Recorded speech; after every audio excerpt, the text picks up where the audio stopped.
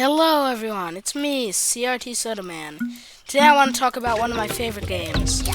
This is Rayman Origins. This is one of my favorite platformers. And this is a very fun game. It has really good artwork and storytelling. I would be talking about Legends because it came out more recently. And this game, seriously, I'm not really the biggest fan of Legends. What Legends did was it added more levels and fixed one thing. It fixed the nymphs. They didn't show up. That's an improvement. But, I just want to talk about Rayman Origins, because, it's one of my favorite platformers out there. I also prefer it to Legends just because of the more stylized artwork. Like,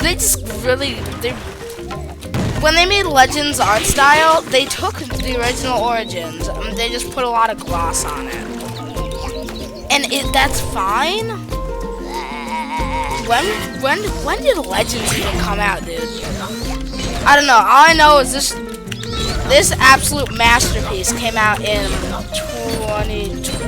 2013. And it's one of my favorite games to date. I'm doing this review after I got back from a vacation, so don't ask me, dude.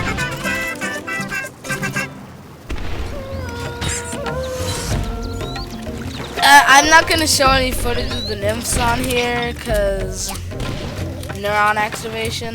I don't know, man. Dude, the community of this game though is unhinged sometimes. Anyway, first let's talk about the level design on this part. Each level has some really cool, unique gimmicks, like these missiles, which do missile things. I don't know, they launch at you and you can step on them as long as you don't touch their explosive tips. However, there is this little buffoon. I hate him.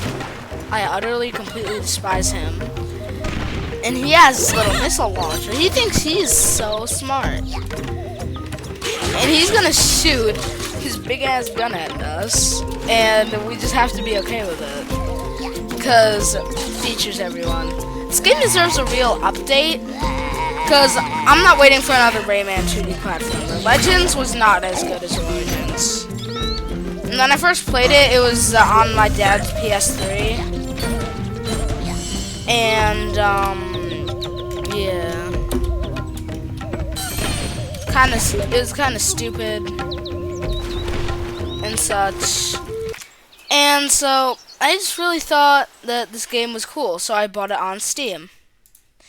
And, shout out to Wolf Dragon for barging in at that point, but, anyway, I found this game on Steam, and it was the first game I bought on Steam on my Soda Man and my CRT Soda Man account. Hold up. Ow. Okay. Love that game. Yeah, shout out to Wolf Dragon, dude. Love that game. Honestly, for real. Finally. But, as I was saying, the level design is very fun. You scale big gaps with new abilities unlocked from said nymphs, which I hate. Like they put in a sus cutscene, dude. But yeah.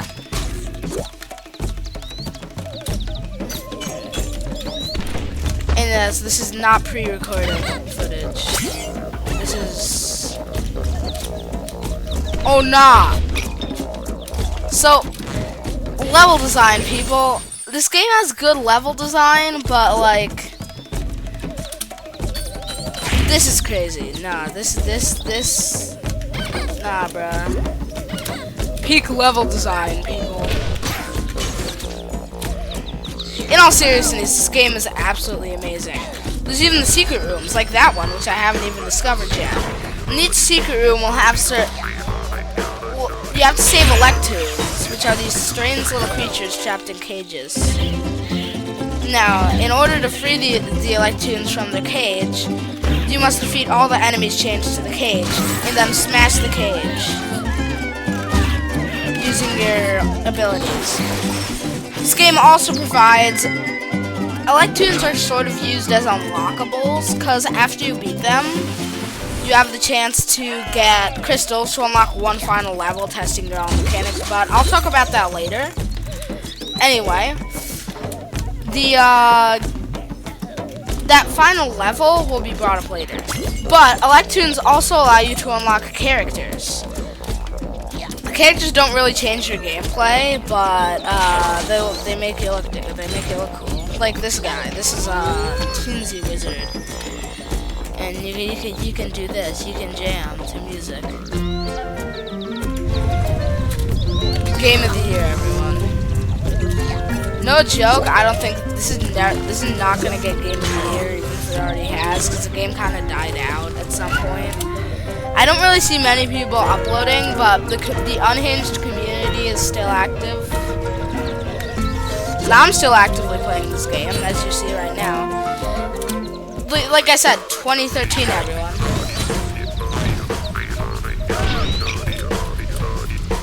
Gotta love that.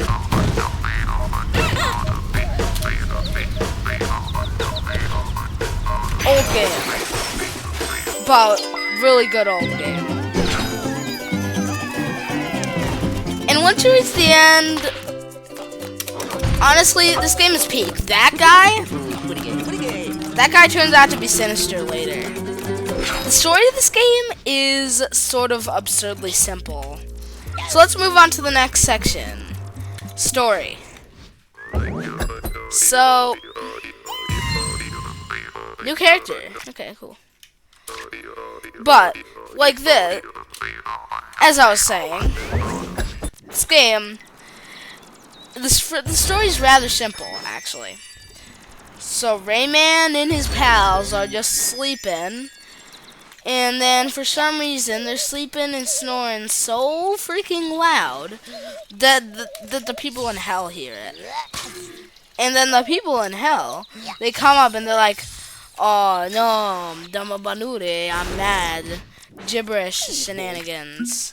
And then, so they come in and they beat the crap out of them. And then Rayman finds himself stuck in a cage, and you have to save this nymph shenanigans. I don't know, man. And then when you get to the end, there's a secret villain or something. The lore of the different areas are... I mean, they're areas. They're pretty basic.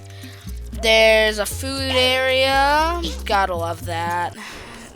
Legends kind of ruined that for me. Even though I do like the Mexican theme in Legends. But I'm talking about Origins. I'm getting off track. This is what I get for not writing a script for this review. Yeah, that's right. This is fully off the bat. I did not do scripts. And I never will. There's some... That's basically the story. So let's go into gameplay mechanics. First, let's start off with the elephant in the room here. Lums. These guys are the little collectibles, which you need to, well, collect in order to get a higher score in the level. These lums, I haven't seen what they're used for otherwise, outside of just maxing out your numbers. Electoons have a little more purpose there. And then there's also this giant king lum, which turns all which makes all the lums sing. And, yeah. Next mechanic, we have the abilities. These abilities are very fun and versatile to use in gameplay. Like, you have your normal attacks, you know, for some reason you have to unlock it in order to use it. You know, all that. You also have a ground slam, which you can perform by attacking. While you're shrunk, your attacks turn into powerful dashes, which you can use to slam into enemies. And when you got your jump, but you also have a float ability. There's no double jump or anything, but you do have end up with a float ability. Also, in attacks, you have some aerials, and you have this big odd charge slap. It's kind of hard to time, to be honest with you. But there's also bubblification. That's a fun thing. So when you kill an enemy in this game, they don't die. They turn into what they inflate. And then when they inflate, you can jump on them to pop them for extra lumps. There's also gameplay mechanics across different levels. Like these little guys, the little corns, which when they fall into the lava, they turn into popcorn. Get it? Because they're corn? Get it? Get it?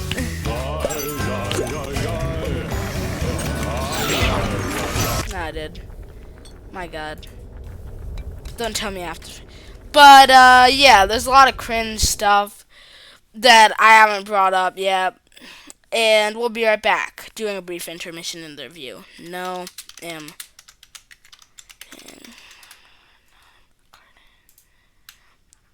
back to our little review here.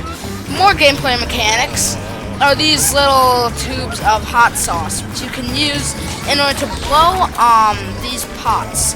These pots, when inflated with the hot sauce or with the breath of the dragon chefs, allows you to fling the platform or the lid upwards. Now, when the bubble-fied and you're little, you can sit on them.